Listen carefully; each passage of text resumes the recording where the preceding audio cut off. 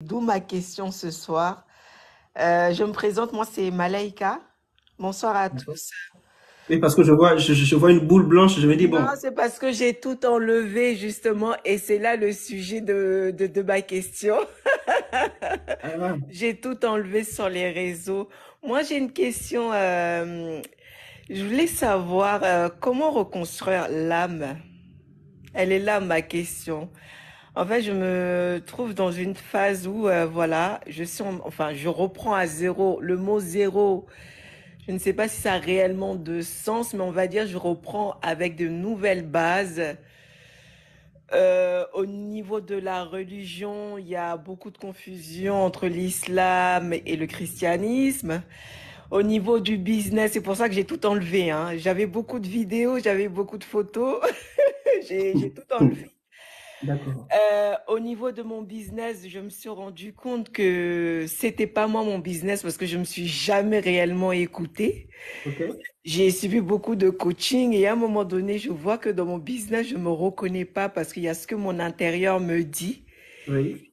et ce que enfin, la petite voix, enfin, dans tous ces livres de développement personnel, on parle de l'enfant intérieur, petite voix me dit. Et il y a ce que je fais, en fait, si tu veux, c'est comme s'il y a, comment dire ça, je ne suis pas à ma place. Oui. Et qu'aujourd'hui, j'ai besoin de retrouver ma place. Et j'ai l'impression que je suis complètement déconnectée de mon âme. Enfin, c'est beaucoup de choses, hein. Là, je crois que c'est beaucoup de choses. Donc, je Oui. me suis dit aujourd'hui, j'allais reprendre les choses, mais autrement, en fait. D'accord. Ouais. Et ma question, justement, est-ce que le thème reprendre à zéro réellement, est-ce que c'est, enfin, enfin, je vois un peu partout le reprendre les choses à zéro. J'y crois pas trop reprendre à zéro. Je pense que on reprend avec ses connaissances actuelles, la maturité actuelle. Mais la question, pour être plus précise, c'est quand l'âme est blessée, comment se reconstruire et surtout comment retrouver sa place, parce que je me dis que l'âme, en fait, l'intérieur, c'est la fondation de tout être humain. C'est-à-dire quand l'âme, en fait, est éparpillée et plus connectée, en fait, tout ce que tu fais dans ta vie, rien ne marche, en fait. Ça, c'est mon constat aujourd'hui en tant que femme. Ok. Du coup, votre question.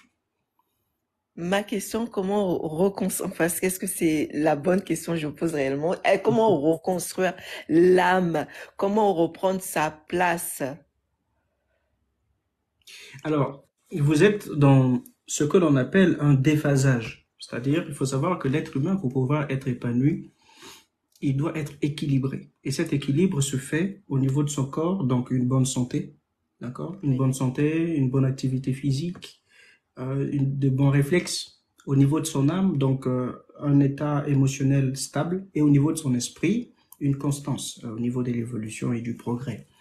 C'est ce qui a donné naissance au fameux dicton un esprit sain dans un corps sain, d'accord? Oui. Et il faut savoir qu'il faut être en équilibre pour pouvoir évoluer et progresser. Et vous, dans votre cas, vous avez subi un déphasage, c'est-à-dire une partie de vous est rentrée en déséquilibre. Et dans votre cas, c'est votre âme.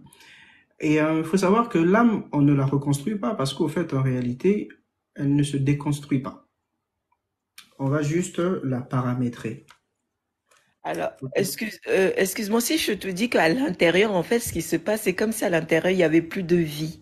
Oui. C'est-à-dire, Donc, quand tu donc, me vois de l'extérieur, donc vous vous sentez vide, vous vous sentez morte. exact, exactement. En fait, tu vas me Mhm. voir dehors, make-up pas possible, très bien habillée, la belle femme africaine, très bien, mais l'intérieur, c'est vide. J'ai C'est mort. l'impression d'être morte, en fait. Ok. Je comprends cette position dans laquelle vous êtes, hein. Maintenant, il faut savoir une chose. Quand on est dans le positionnement dans lequel vous êtes là actuellement, il est très difficile, mais pas impossible de se restructurer. Déjà, la première étape que j'aimerais déjà vous donner, c'est d'identifier les raisons pour lesquelles vous êtes arrivé là où vous en êtes aujourd'hui. D'accord? D'accord. D'accord. Identifier de manière claire, nette et précise les raisons qui ont favorisé cet état dans lequel vous êtes. Parce que D'accord. l'état dans lequel vous êtes n'est qu'une conséquence. Mais chaque Oui, conséquence a d'ac- forcément à sa base une cause. C'est ce que l'on totalement. appelle la loi de la causalité, c'est-à-dire cause-effet. Ok? D'accord. Donc là, vous êtes dans un effet. L'effet ici, c'est que vous vous sentez morte, vous vous sentez vide, vous vous sentez complètement désarçonné. La cause, vous devez l'identifier. Pourquoi il est important d'identifier les causes? Pour nous permettre déjà d'être en phase avec nous-mêmes, d'être d'accord avec nous-mêmes, mais surtout pour nous empêcher de répéter les mêmes erreurs dans le futur. Hmm. Connaître les causes qui nous mettent mal, c'est fondamental pour la personne. Donc la première des choses, c'est l'identification. La deuxième étape, c'est l'acceptation. C'est-à-dire, il faut réussir à accepter votre situation. Pourquoi Actuel. il est important d'accepter? Parce que beaucoup de personnes vivent dans le déni. Le déni ici, c'est le fait de nier l'état dans lequel on se trouve. Donc, D'accord. après avoir identifié, il faut accepter. Il faut reconnaître que oui, ça ne va pas. Il faut reconnaître que oui, je n'avance pas. Il faut reconnaître que oui, je ne progresse pas. Il faut reconnaître que oui, je n'arrive plus à me motiver. Je n'arrive plus à évoluer, à progresser, à aller de l'avant. Tous ces différents facteurs sont à reconnaître et à accepter. Il faut aussi accepter que c'est de notre faute en partie. Ne pas toujours rejeter sur les autres, mais accepter que nous avons peut-être contribué à permettre aux autres de nous faire ce qu'ils nous ont fait. Ne pas Totalement. toujours se dire que ce n'est pas moi, je suis la victime, les autres sont le bourreau. Il faut aussi accepter que peut-être que vous avez été la clé qui a ouvert la porte. Simplement parce que jusqu'à preuve du contraire, les autres, ils interagissent avec nous parce que nous leur en donnons l'occasion. La nature des relations que nous avons avec les autres, c'est nous qui la définissons. L'accès des autres dans notre vie, c'est nous qui l'établissons. Et il faut bien savoir que lorsque on est en interaction avec autrui, il faut comprendre que ce n'est pas que les autres qui ont un effet sur nous, c'est aussi nous qui donnons aux autres la possibilité d'avoir un effet sur nous. Ok? Et une fois que cette thèse est validée dans votre esprit, vous allez développer de l'humilité par rapport à vous-même. L'humilité qui ici va vous permettre de savoir que vous n'êtes pas infaillible, que votre système n'est pas inviolable et que vous avez fait des erreurs, que vous vous êtes peut-être trompé, que vous vous êtes peut-être laissé abuser, que vous avez peut-être été trop vite, que vous avez peut-être fait les choses sans réflexion et que maintenant, il faut que vous puissiez vous prendre en main. OK? Et à Ok. partir de ce moment que vous acceptez cette condition-là, que vous acceptez cette notion-là, j'ai dit identification, acceptation. Maintenant, vous allez avoir la troisième étape qui va être celle de la restructuration. Et vous D'accord. allez restructurer quoi concrètement? Vous allez restructurer trois piliers fondamentaux de votre vie. Le premier de ces piliers, ça va être votre entourage. Revenez. Je suis là. D'accord. Vous allez restructurer trois piliers de votre vie. Le premier de ces piliers, ça va être l'entourage. D'accord. Les amitiés, la nature de vos interactions, etc., etc. Les personnes qui vivent avec vous. Parce que généralement, 50% de ce que nous sommes dépendent aussi des interactions que nous avons avec les autres. C'est important. Restructurer l'entourage, se détacher des mauvaises amitiés, des personnes qui nous font reculer, des personnes toxiques qui nous empêchent d'avancer, qui nous empêchent de progresser, qui tout le temps ont un mot malveillant sur nous. De toutes ces personnes-là, il faut se retirer, il faut se mettre à côté. D'accord. Deuxième facteur, le deuxième pilier qu'il il faut restructurer ses objectifs de vie, c'est-à-dire redéfinir la vision, redéfinir le but pour lequel vous vivez. Je vis pourquoi? J'existe pourquoi? Qu'est-ce que j'ai à faire? Et quels sont mes objectifs de vie? D'accord? Et là, on parle ici de l'ordre de votre vision, de l'ordre de vos ambitions et de l'ordre de vos perspectives. Et la troisième chose que vous allez restructurer, ça va être vos priorités. Qu'est-ce qui est prioritaire dans la vie? Et vous constaterez que si avant, pour avoir les effets que vous avez eus, vos priorités étaient peut-être sorties, distraction, je sais pas moi, tout un tas de choses rétroactives, vous pourrez redéfinir les priorités en mettant en avant, par exemple, sport, lecture, prière, travail sur soi, apprentissage, formation, projet, entrepreneuriat, etc., etc. Famille, femme, enfant, mari, etc., etc. Donc, vous redéfinissez vos priorités. Et les priorités que vous les redéfinissez en fonction de vous. Pas seulement en fonction des autres, mais d'abord en fonction de vous. Vous faites ce qui vous plaît, vous allez où vous voulez et vous vous donnez la chance de devenir une nouvelle personne. Parce qu'en modifiant ses priorités, en les restructurant, en restructurant notre entourage, en restructurant tous les facteurs divers et variés qui entourent notre personne, nous avons la capacité de donner un nouveau sens à notre vie. Est-ce que c'est clair? Oui, oui, oui, Voilà. Nous avons la oui. capacité de donner un nouveau sens à notre vie parce qu'on a de nouvelles relations, on a de nouvelles interactions, parce qu'on a on a de nouveaux objectifs, on a de nouvelles compétences, on a de nouvelles possibilités, on a de nouvelles opportunités, parce qu'on a de nouvelles priorités, on a une nouvelle manière de faire, une nouvelle manière d'agir, une nouvelle manière de parler. Donc, vous activerez dans votre vie le renouveau qui ne passera pas que ici par votre entourage, mais qui passera aussi par une transformation interne de votre personne, une transformation de qui vous êtes, de ce que vous voyez, de comment vous regardez, de comment vous percevez, etc., etc. OK? Mm. Ensuite, une fois que vous avez fait tout ça, prenez soin de vous. Par Ouais, prendre soin de vous ici, je parle du bien-être que l'on se fait à soi-même. ouais. Parce que c'est bien d'être avec les autres, c'est bien de se sacrifier pour les autres, mais il faut parfois prendre soin de soi. Et prendre soin de soi, ça peut être aussi banal que aller chez le vernisseur. Oui, oui. OK? Prendre soin de soi, ça peut être aussi banal que de faire un petit tour au restaurant un week-end avec sa fille, avec son fils, avec son meilleur ami, avec quelqu'un qui nous est cher. Prendre Oui. soin de soi, ça peut être aussi banal que s'offrir un nouveau bijou, un nouveau vêtement, que se faire une nouvelle coupe.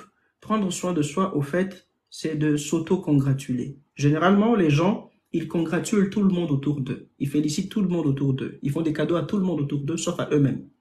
Et D'ac- prendre soin de soi ici va contribuer à stabiliser votre estime de votre propre personne, va contribuer aussi à structurer votre propre vision des choses. C'est fondamental et c'est très, très, très important.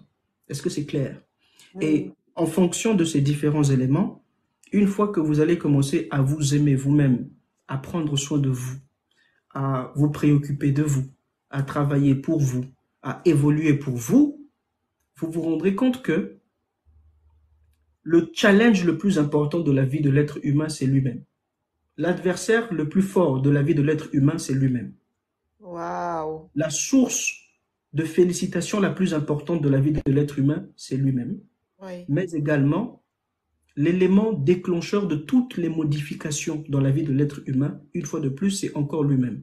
Vous arrêterez de traiter vos problématiques des autres vers vous, mais vous les traiterez de vous vers les autres. Et vous vous rendrez compte qu'au fait, depuis toujours, les véritables défis ont toujours été ce que vous avez avec votre propre personne. C'est Ça ça veut... les vrais défis avec votre propre personne. Les vrais combats sont avec votre propre Ah, personne. d'accord. OK. Les vraies modifications sont avec votre propre personne. Donc, vous n'attendrez plus des autres qu'ils vous disent vous êtes belle pour que vous puissiez ressentir la satisfaction d'être une belle personne.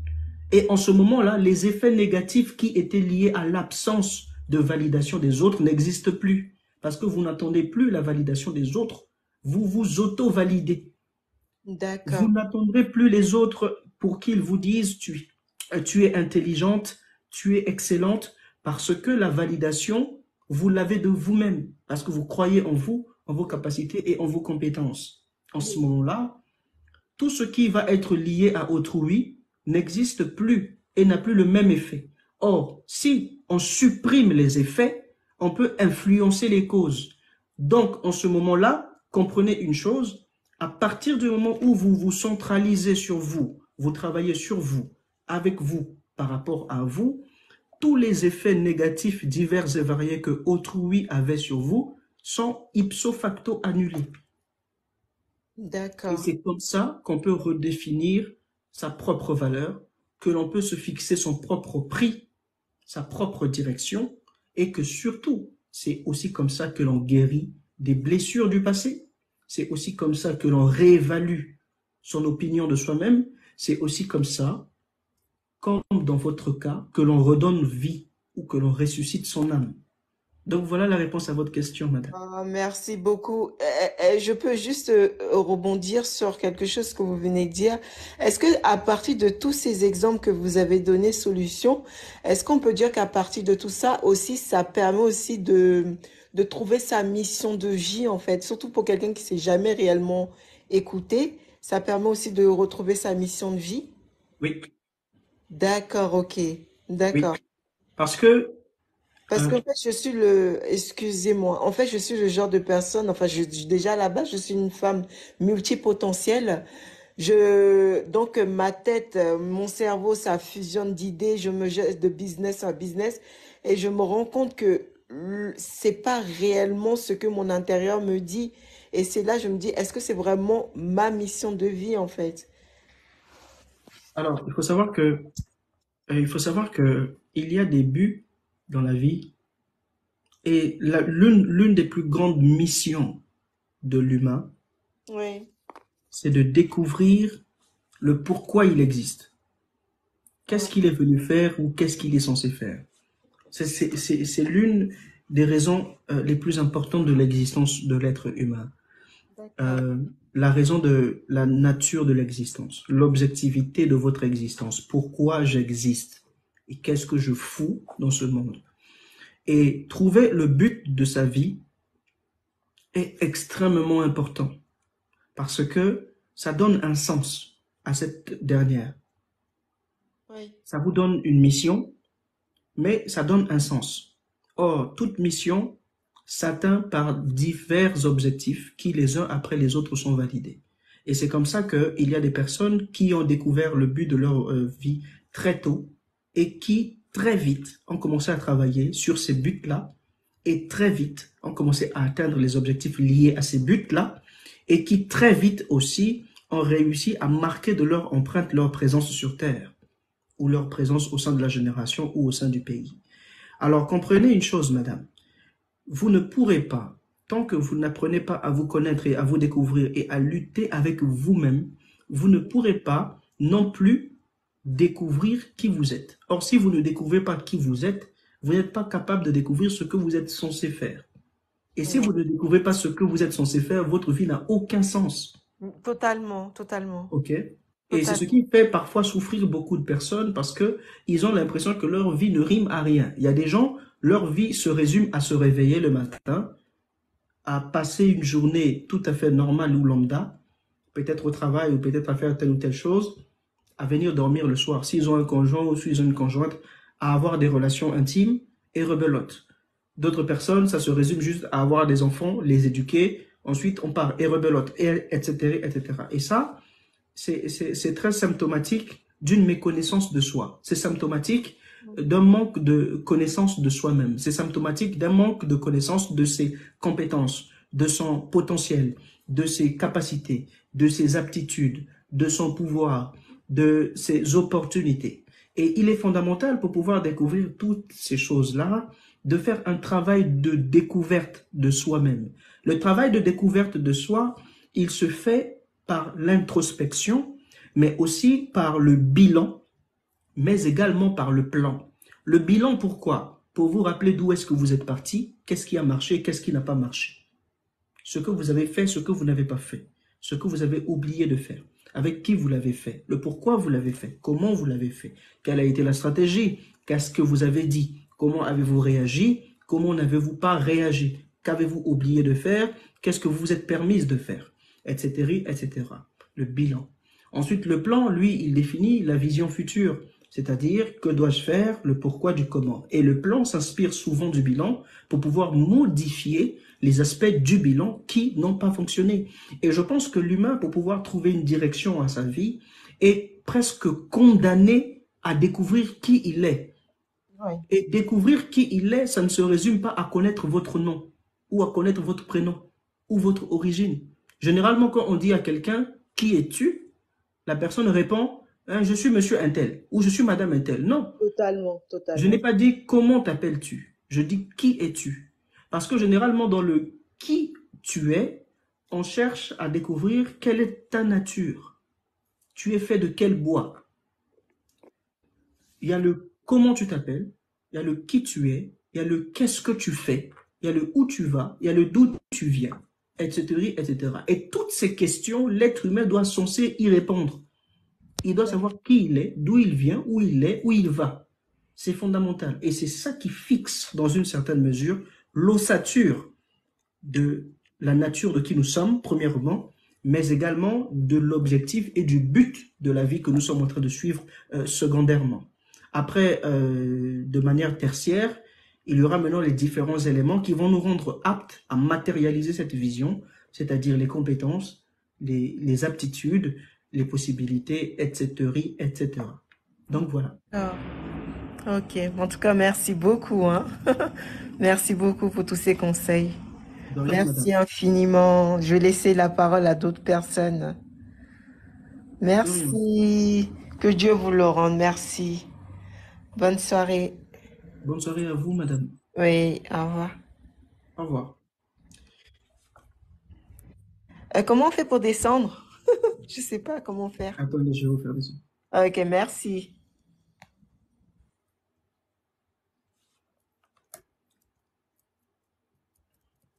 Donc voilà, les amis.